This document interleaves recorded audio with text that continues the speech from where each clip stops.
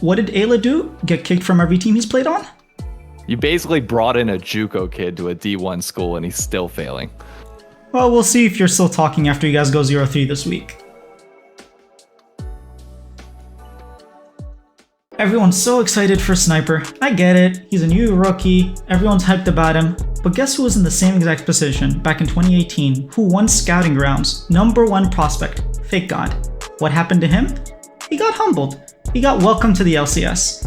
Well, now it's Fake God's turn to welcome Sniper to the LCS.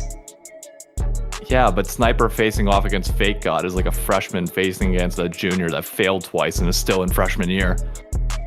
The problem is there's really nothing bad to say about Boogie because he's basically non-existent as a player on the Rift, so what can I add? I mean, Boogie doesn't need to do anything all game because River's just going to be having to run around putting out fires because all your laners are going to be losing. Are you disrespecting the firemen of our country? Because last time I checked, they're carrying the weight of this nation, and so is River. He is the heart and soul of our team.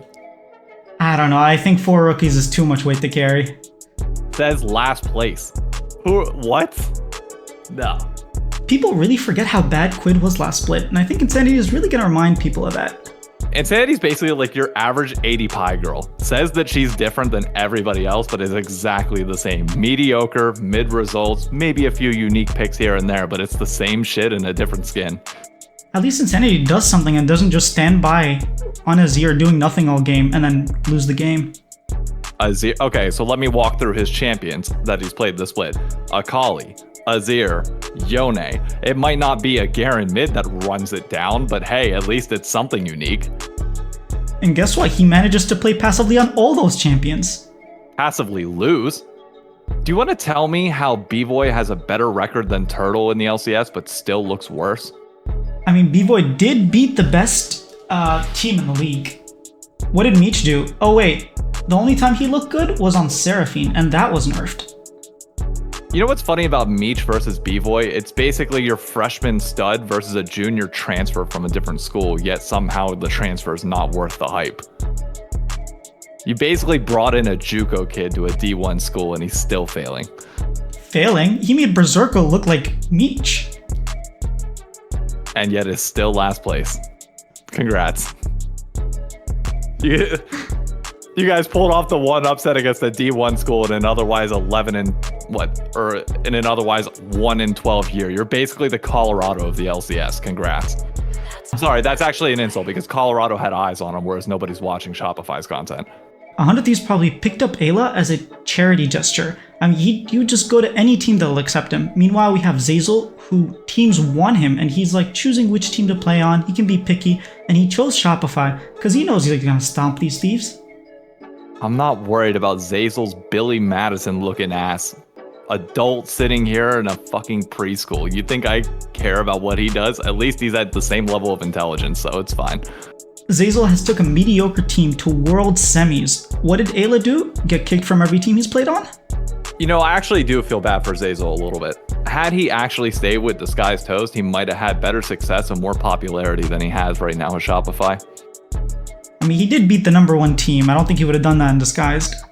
You keep saying #1 team, but then I look at your wins otherwise, and it's just a ghost town. 50,000 people used to live. Wait, no, you can't have 50,000 people that used to live here. You're brand new and haven't done shit to get fans. You're basically it's basically you on an island with the Wilson volleyball that is Shopify Rebellion, just trying to get help from anybody that will find you. You're all alone, brother. Shopify.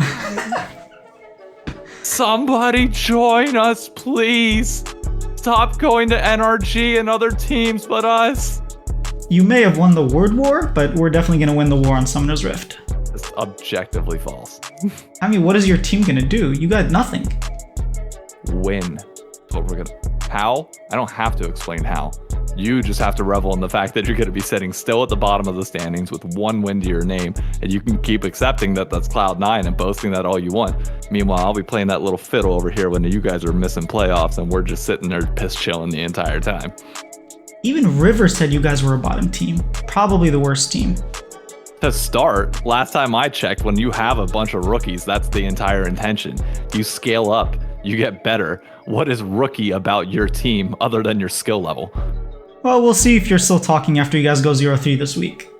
I'm not going to lie, Immortal scares me shitless. So yeah, I am a little bit terrified of being 0-2 going into your match, but hey, at least there's a little bit of comfort at the end of the week. I know we can't possibly go 0-3 from there. Thank you so much for watching that Trash Talk video. This was shot Saturday morning, so 100 Thieves and Shopify hadn't played their games yet, so we didn't know the results. Let me know who you thought won that, Shopify or 100T, and let me know if you want to see more team collabs and trash talking videos. And make sure to tune in to our game today and enjoy a really spicy match. Thanks again to David for doing this with me, and here's a couple bloopers, so enjoy. And subscribe so David doesn't trash talk you too.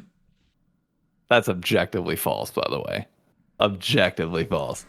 Nice, I can't stop laughing.